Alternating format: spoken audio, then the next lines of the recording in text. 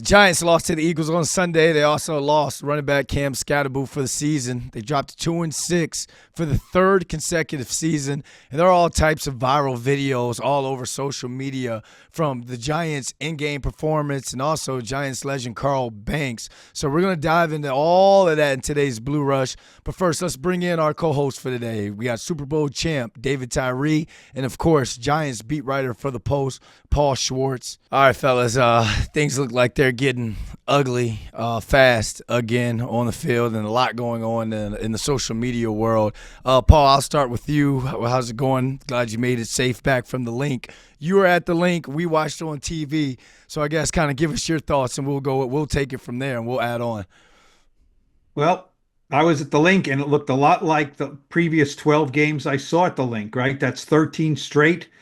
Giants losing to Philly in their least favorite building in the league back to 2013, and this kind of felt a little different, didn't it, guys? It felt more like some other years. I mean, the Giants have been a more competitive team, especially with Jackson Dart at quarterback. He played fine, really, but this was kind of a men against boys sort of game. A lot of ways, it looked like a 2-6 team playing against a 6-2 team. Giants hung in for a little bit, but not for a lot, and I asked a bunch of players in the locker room and head coach Brian Daboll, was this a step back? Daboll didn't say it was a step back, but a bunch of the players did. They said, yeah, this was a step back. So that's what it was. It was a step back, and that's kind of disheartening, at this point of the season. 17 days before that, they handled the Eagles easily, and 17 days later, the Eagles certainly handled the Giants pretty easily. So that's certainly not progress.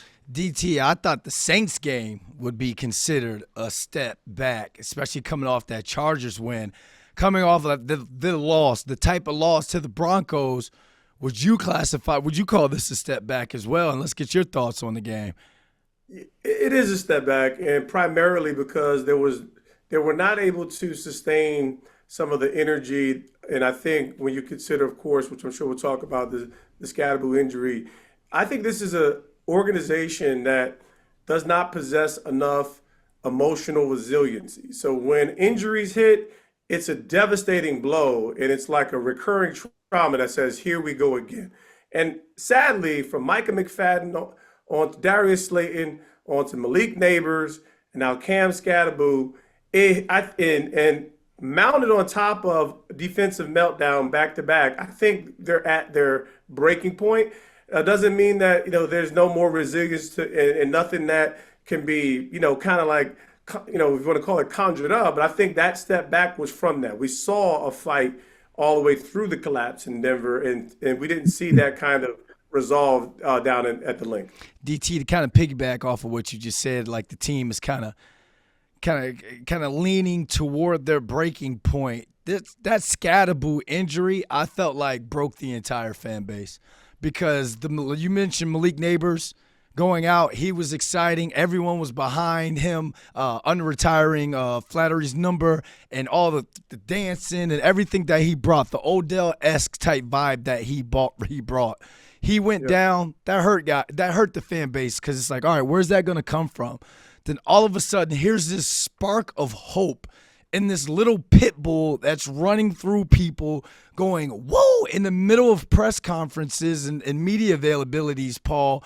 When he went down at the watch party, it was like the entire Giants fan base at Tommy's Tavern in Tap had just absolutely checked out. And whatever happened in the game from there on out is just like, all right, whatever happens. We're going to have to punt to next year. But Paul, what are your biggest watching that game? And you're right. You're thinking, all right, what am I going to write? What am I going to put this? What am I going to write about this? What am I going to write about that? Biggest storylines for you coming out of this game? Like, is it the same old Giants, or is it just like you said, little brother got beat by big brother again?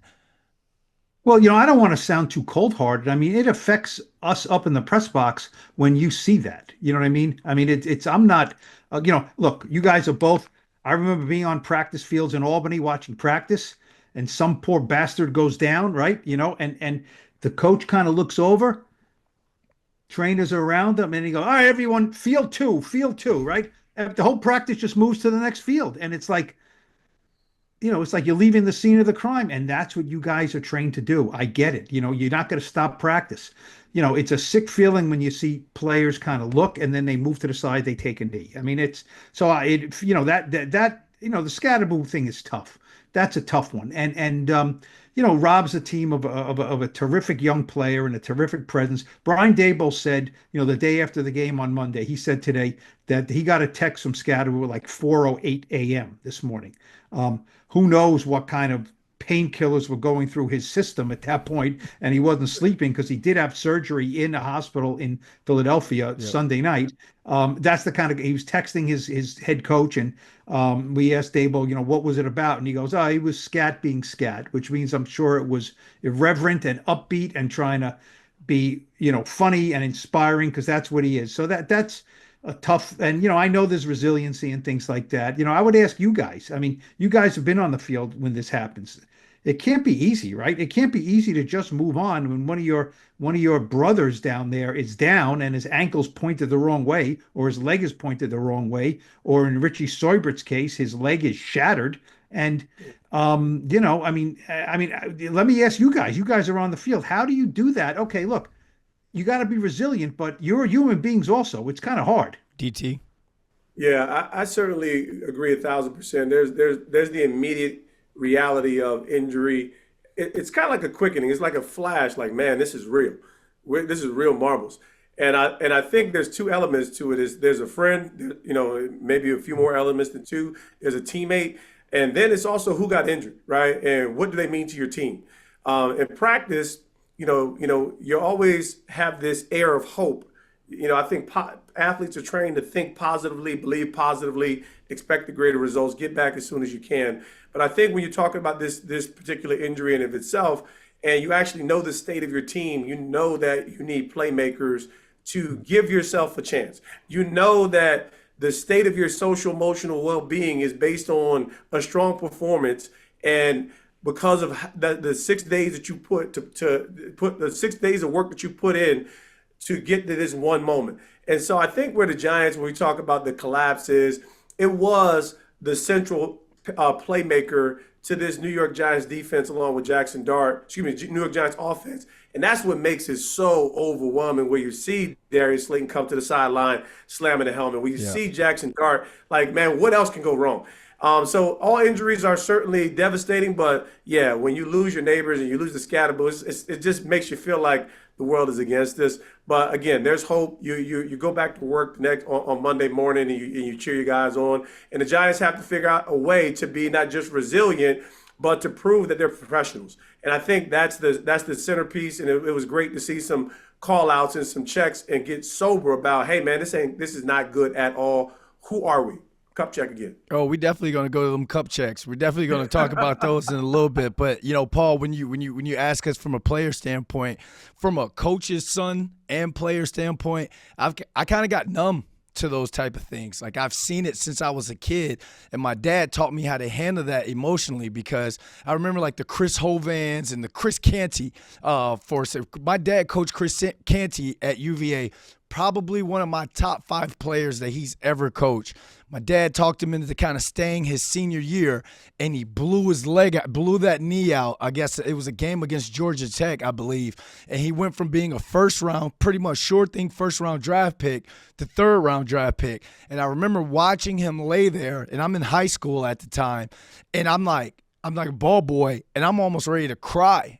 Almost. And I'm talking to my dad after, and my dad's just calmly talking about it like he's going to be all right and all. And I'm like, why is this dude not hysterical? Because he'd always taught me and my older brother, you got to push through in those certain type of situations because your teammates need you. They may need you. You could be the next guy up. We always say next guy up. Well, if it's you that's that next guy up, you got to try like heck, fight like heck to try and mirror as much and duplicate that player's production as much as possible. But I think in the Giants' case, with already losing Malik Neighbors, and then now you lose a Cam Skattebo in that situation. You saw the Jackson Darts and the Darius Slayton, as you alluded to, DT.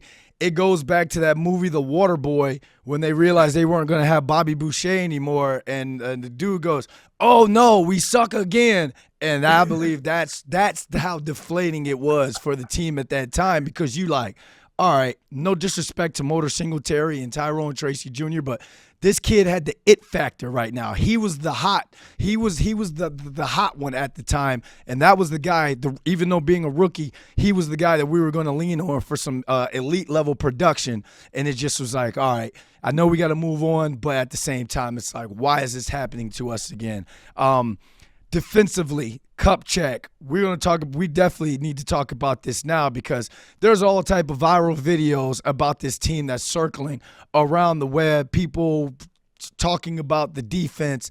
Paul, you got the first. You take the first one, Paul. I'll take the second one. We'll set this thing up and talk, because the content right now surrounding this team, I believe, is at rock bottom. Well, it's amazing, isn't it? Because 17 days ago it was at rock top, or Yeah. it was this doesn't even make sense, rock top, but it was at like sky top, right? I mean, they just beaten the Super Bowl champion Eagles, and Jackson Dart was great, and Skattebo ran for 3 touchdowns, and everything was great. And you know what? It really went beyond that. In the third quarter in Denver, they're up 26-8, and I know people who said, people with the Giants who said, you know what? We're a darn good football team. We're a good team. Then it collapsed in Denver, and they didn't play well, on either side of the ball in Philly. Look, you guys, I'm sure both thought in your own way you were very physical players. Is there anything less gratifying or more, galling going into a game is when you give up 276 rushing yards, that on a defense that you just get gashed and gashed and gashed. It's one thing for Saquon Barkley to do it. It's another thing for Tank Bigsby to do it, right? Over 100 yards, Yep. 65 yards on the first play, which was, even Saquon said as he was running, he said, finally. Saquon's longest run this season was not longer than 20 yards this year. He had not been doing this on a regular basis, and he runs for 65 and a touchdown on the first play. So that was really, really disturbing to me, that this team got physically pounded into the ground on defense. Renowned, supposedly great pass rushing defensive line has not stopped the run. They were a little better for a couple of weeks. It's a big problem. We got this route here, Devontae Smith running on Tay Banks. And Paul, you said you wanted us to break it down. So DT, we're going to show it, and then let's get your thoughts on it first.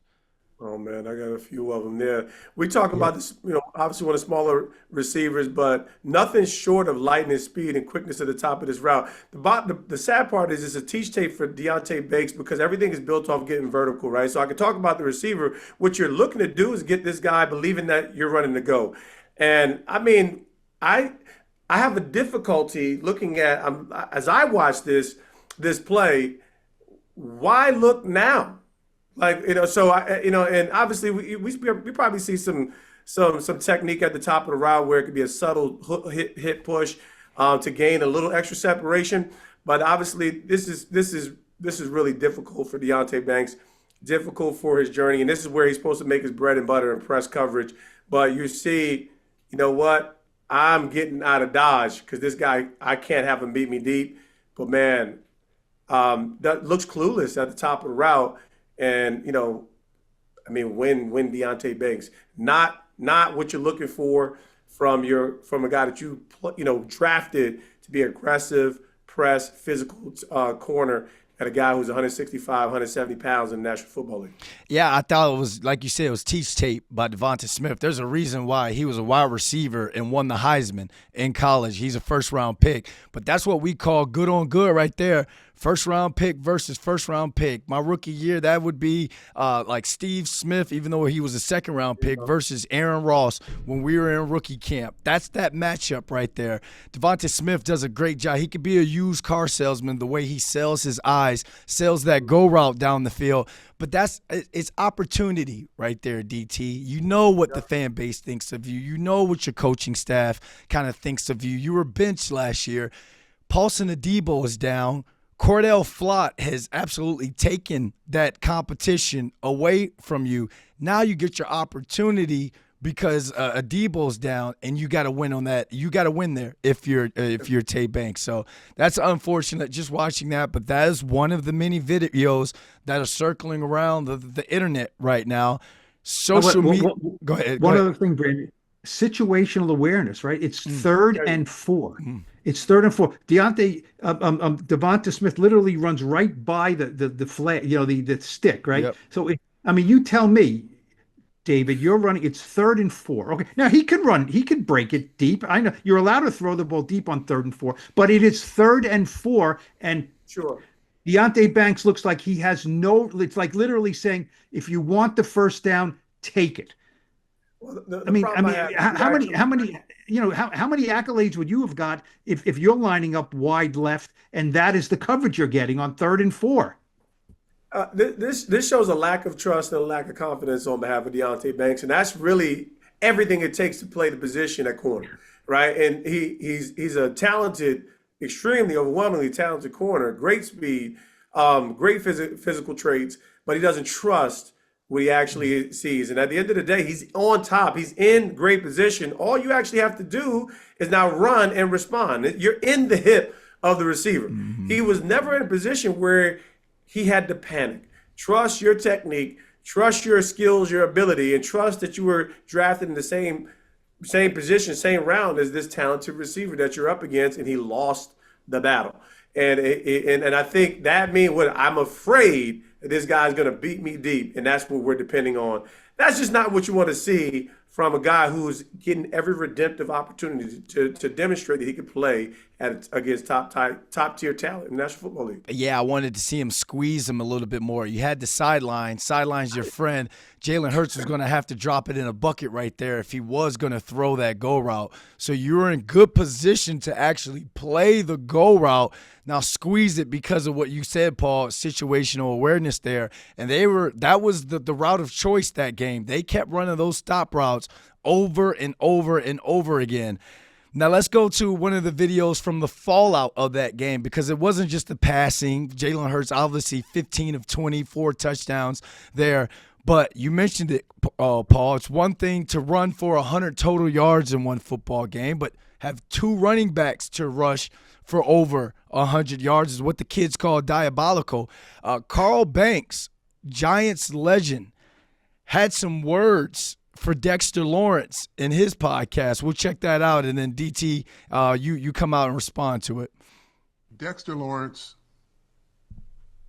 nobody respects you anymore. Nobody. Your opponents do not.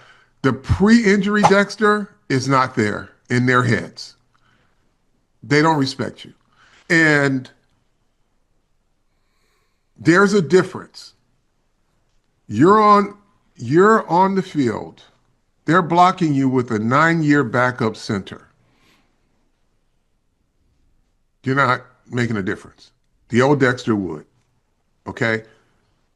There are a lot of things that go into your performance. Only you know what that is, whether you're still recovering or not. I'm just telling you now, I'm looking at enough tape to know that your opponents don't respect you. Not like they used to. And here's the thing. When Darius Alexander gets in the game, when Roy Robinson gets in the game and they substitute for you, those guys are making plays. DJ Davidson. Those guys are making plays against the same guys that are blocking you. I'm going to just say this. Again, I don't know the circumstances. It's time for you to start expecting more of yourself. I don't know if you're injured. I don't know if you fully recovered. But it's time to start asking more of yourself because they don't respect you. DT. Ooh, golly, he went to respect. Shot. Goodness, shots fired from one of the most classiest alumni. I would actually have to agree. I think more than anything, there has to be a call to attention to someone who has had the resume, skills, ability and the caliber of human and quality talent as Dexter Lawrence. I couldn't agree more, and I don't think I think it was most tastefully said. The bottom line is, we don't know exactly what all the factors are, but you should never be in a position where your backups are playing more productive when you just went to being the most destructive force in the National Football League at your position prior to your injury, to we're now in the meat of this football season and you are 4 weeks into health, and we should at least be able to see production. We need to be able to see production from our leader. And I think that's what that's what Carl is saying there. And that is where we can say we respect you. A backup center should not be able to completely make you null and void in a division game. So yeah, I would have to agree with Carl there. I really don't have much to add to it. But that's a siren from Carl Banks. Paul? Well, it's a siren from Carl Banks, and it's also, Carl talks to a lot of people in the building, right? So is that a siren as a message from somebody who Carl talked to who said, Dexter's got to pick it up? I mean, the Carl Banks he's up for the Hall of Fame this year again. And, the only reason he's probably not in the Hall of Fame already is because I know a lot of the voters, and they say, well, Lawrence Taylor is in and Harry Carson's in. You want us to put all 3 Giants linebackers in from that era? And the answer might be, well, yeah, they won 2 Super Bowls. Maybe put them all in, So, but that's the kind of player Carl is. Now, respect, I mean, I think what he's saying is respect is double teams and triple teams. That they're not saying players, opposition don't respect you as a player. They're saying Carl's saying they're not giving you that respect by constantly double teaming you. And like Rakeem Nunez-Roches, we asked him today about this, and he said, don't look at the numbers. Don't look at the stats. He's getting doubled. They all have he said he doesn't get blocked the way I get blocked. He get blocked differently. So this is the eye of the beholder thing. I don't think anyone in the locker room is going to come down and say that Dexter is not playing well. But he got half a sack in the Eagles game. That was his first half sack of the season. I know sacks aren't everything for an interior, defensive player, but they ran at will. And Dexter is just not getting that push in the pocket that he used to. So, with great power comes great responsibility, right? That's the Peter Parker Spider-Man way. He's got great power. He's a team captain. He makes a lot of money. And let's see how he responds to it. You get paid differently when you get blocked differently, but your production still got to be there. Carl Banks this isn't the only video. Carl had time today because Carl Banks went in on and took a shot at the coaching staff, people believe as well. Let's check this out. I am just at a point now, and it's like I said, I don't know why I took this one as personal as I did, but it was just so raggedy. It was so messy. Because teams ran it on the Giants, and I've seen them run it on the Giants before, but this was raggedy. This is if there is one thing where you can look up and say, who y'all play for, right? And it just looks like, and Kayvon talked about it after the game. He said some copycat, they copycatted some plays that Denver hit on them. Well, you come to the sideline, somebody got to pull you over, coaches, and say, hey, look, this is what we're doing. This is how we have to correct this. I would have thought it was corrected after the Denver game because we know we're exist in a copycat league. So coaches, put this up, correct it, remind them that if you see this is probably what's coming. Paul, Bob Papa, Carl Banks, those are the Giants insiders in-house. So for him to be kind of grieving out, just airing out his frustrations, I mean, what do you take from that? Who was Carl Banks' defensive coordinator? Bill Belichick. Okay, that might be all I have to say about that. Do you think Bill Belichick is roaming the Giants sidelines nowadays? Is that a shot at Shane Bowen? I don't know, but he's not Bill Belichick. And so, Carl worked with the best, right? He worked with the best teammates and best coaches. Do I think the Giants are being coached the absolute best that they can be on defense? I do not. Some of this has to fall on the players. It's very easy to say Shane Bowen didn't do this. He didn't do that. I do think players were in position to make plays and they did not. Can Tyler Nubin take a better angle and show more speed going after Saquon Barkley on the first, snap of the game when second snap, first touch for Saquon? Sure he can. I mean, that's not all on Shane Bowen. That's on Tyler Nubin. Get going and put the guy down. So I think there are issues there. We talked about Deonte Banks. I mean, he's taught better than that, and he's just not doing it. There's a lot of things going into it, but there ain't no Bill Belichick's on the Giants sidelines. I'll tell you that much. DT.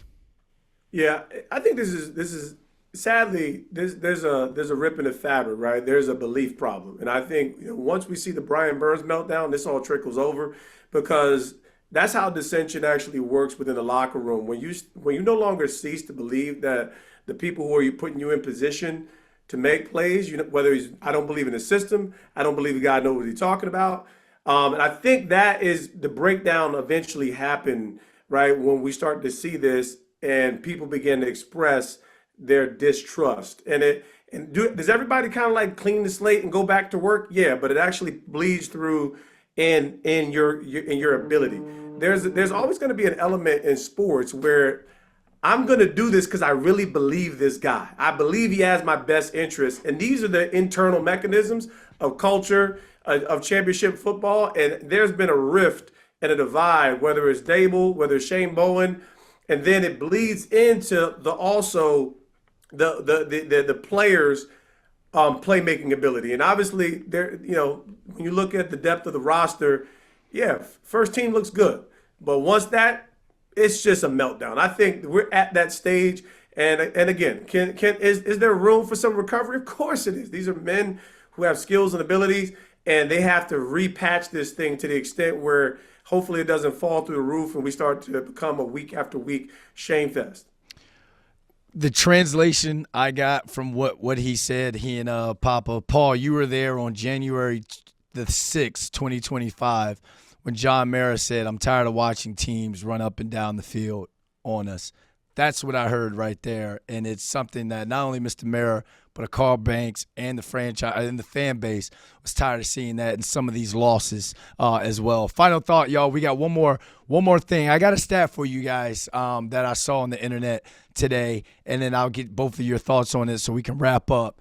The Giants first in their records, first 8 games. I'm gonna go year by year, and from 2025 to 2017 because it's in the prompter that way. 2025. 2-6, 24, 2-6, 23, 2-6, 22, 6-2, 21, 2-6, 20, 1-7, 2019, 2-6, 2018, 1-7, 2017, 1-7. Paul, I see you shaking your head there. What's the first thing that popped up into your mind? I covered every one of those games, okay? Yes, that's why I'm shaking my head. I covered every one of those games all those years, and it's the same thing. The Leafs change. It gets cooler. Halloween is around the corner, and the Giants are out of playoff contention. Every year you mentioned except 2022. It's a sad old story. It's rough on the players. Now it goes in cycles, right? If you're 2-6 or 1-7, and you've got a coach in his first year, you say, okay, it's growing pains. In his second year, you say, not good. In his third year, you say, okay, is it the coach?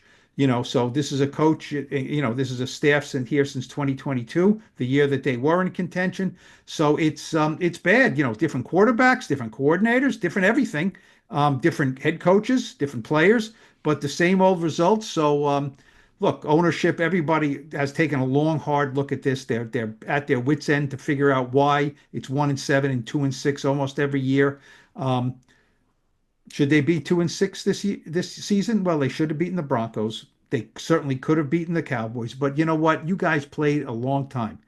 Nobody cares. Nobody cares. You guys made plays, and then you didn't make a play. I should have had the catch. David, you're on special teams. I should have if I made that block, it's a touchdown punt return.